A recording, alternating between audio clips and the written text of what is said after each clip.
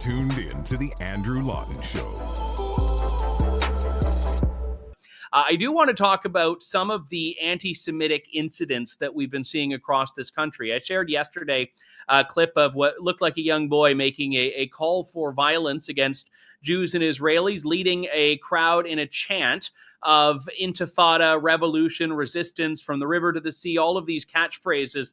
And the thing about it is that these ideas will get cheered on. They're not controversial now in Canada. Anti-Semitism, Jew hatred, these are all too common things. And I don't think this has just been created in the last few days. I think in the last few weeks, rather, I think it's been awakened. I think people have become very they felt like they do not need to hide or conceal these views and values, which is even more concerning about it. Now, I don't know what's happening here. This incident is apparently at the U.S.-Canada Rainbow Bridge crossing in Niagara Falls, a vehicle explosion that the FBI are investigating. The bridge is closed. We'll try to keep an eye on details there. And again, I never like saying what something is in the first 24 hours, because it almost always becomes something else. But we are keeping an eye on that. But one of the things, when you look at it, I mean, certainly we have university and college campuses, which are hotbeds of anti-Semitism and Jew hatred. And there's a lot of these, white, decolonial, post-colonial study lefties that try to take their very distorted worldview and put it on to these situations in the world. But you also have to look at immigration. And I was glad that Barbara Kay, who's a tremendous columnist for the National Post, put this in context so well in a piece she wrote this week, how Quebec turned into a hotbed of anti-Semitism. Barbara Kay joins me now. It's always good to talk to you, Barbara. I know this has been a difficult month and a half for you as a Jewish woman, and I know for you as someone who I think has warned about these things for so long when nobody was paying attention.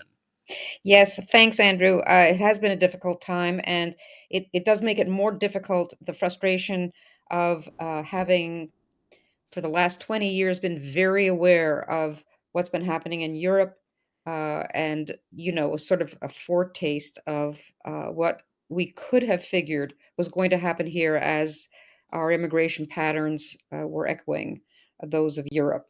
So yes, frustrating, but at least it's better we're talking about them now than never, and now's unfortunately a very good time to be talking about immigration patterns, for sure. And you look at, in a Quebec context, 1970 to 2005, so a 35-year period here. What happened there, and how has it led, in your view, to what we're seeing now? Well, Quebec nationalism was very hot in 1970. I'm sure you remember. I mean, maybe not. I read about it. I don't remember, but I know about it. Okay. Anyways, it was, nationalist sentiment was running very high, and particularly, and as always, when nationalism is high, fears about the French language declining are high. So the government, quite understandably, decided that they did need immigration, but why not choose immigrants that are already fluent in French rather than bringing in non-French speaking and spending years, bringing them up to speed? I get that. I understand it. So the government started looking, kind of throwing open their doors, and making it very easy for immigrants who were French speaking to come here, and that made it very logical to look at former French colonies. So a lot of people came from, Vietnam and Haiti. Those immigrants didn't have a problem with Jews, but the French colonies that were the source of a lot of immigration from North Africa and the Middle East did and do. So we had a lot of immigration from Lebanon, Algeria, Morocco, Jewish immigrants also from Morocco, especially Tunisia, and they brought with them attitudes.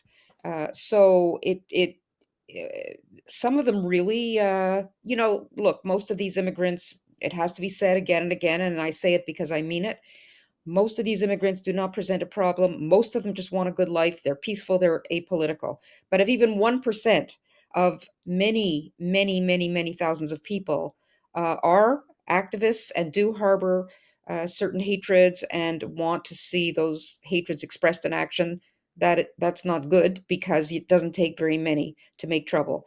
So, we have seen several really bad actors in Quebec, and many people of my age certainly remember, or not even my age, Ahmed Rassam, the millennial bomber, who he set up in Montreal. Montreal's an ideal place if you're into that business because it's very close to the US. It has a good international airport, and you can melt into the crowd very easily. So I once asked a former CSIS director, we haven't had incidents of terrorism in Montreal. He said, no, why would they? It's an ideal place to operate from. So Hmm. what you've got are a lot of Islamist activists in Montreal, uh, directing funding for other groups, helping to plan operations elsewhere, and radicalizing youth very successfully in their mosques and via internet forums. So as a result, we've seen a certain amount of and certainly right now there are demonstrations every single week, and some of them have been, we've had bullet holes in Jewish schools.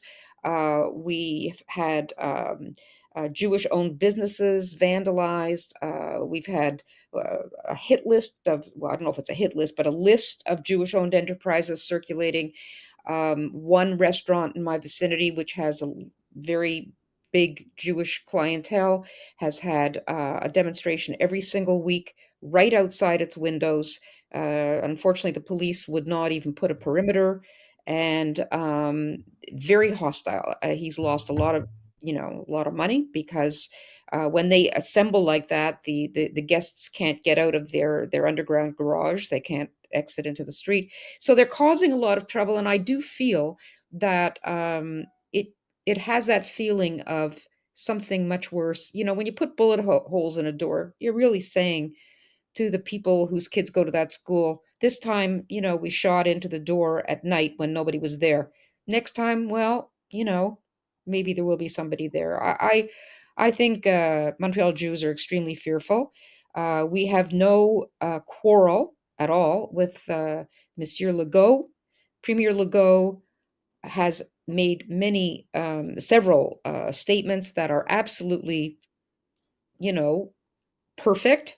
Says he's, won't be tolerated, and I believe he feels that way. Monsieur Legault is a big supporter of Israel. They have Quebec was about to open an office in Israel, a Quebec Israel bureau. That unfortunately will have to be postponed until after the war. But so, on an official level, everything's very cool. In terms of relationships between the Jewish community, which is 90,000 people, next to Toronto, the biggest. Um, but we're fearful. We're fearful. I want to go back. I mean, one of the things that, I mean, you and I both know Mark Stein, and one of the things that he has done very well, going back to America Alone in 2006, was explain that a lot of this is just about numbers. And you said that as well. I mean, if you bring in thousands and thousands of people, 1% is, a small number if you look at the stats, but in raw numbers, that's enough to cause serious problems. I mean, we've seen significant terror attacks that have involved one person. Like, you do not need a lot of people to cause a lot of harm in a country.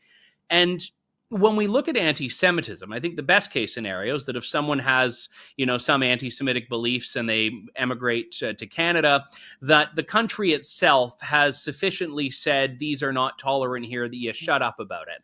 And it just becomes this private bigotry that you hold that doesn't do anything. And the problem is we're seeing in the last 6 weeks a lot of people who do not feel that need. They do not feel the need to hide it. They've now been celebrated and cheered on. I mean, people at these rallies, like that child I showed a clip from yesterday that can call for intifada, call for violence against Jews, and they're getting cheered on by thousands of people. You saw in the UK, 100,000 people take to the streets a couple of weeks ago. Of those, is it 1% that supports violence against Jews? 10%? Like, either way, you're talking about hundreds, if not thousands of people. And as you well know, when you're talking about immigration, the time to deal with it is before you open the doors. Afterwards, especially if people have gone through the process and become citizens, you really don't have any response to this as a society or as a country, do you? Well, no, and I don't personally understand how you can. I mean, I guess you have to have a very sincere belief that people, when they cross your borders, they're going to leave all their prejudices behind, no matter what they are. They're just going to, and you think that multiculturalism is just a question of, people getting along and diversity, all these superficial words. Well, and these people say it's offensive to insist that there is or should be something that we would call a Canadian value, that's even a part of, or should be a part of that process.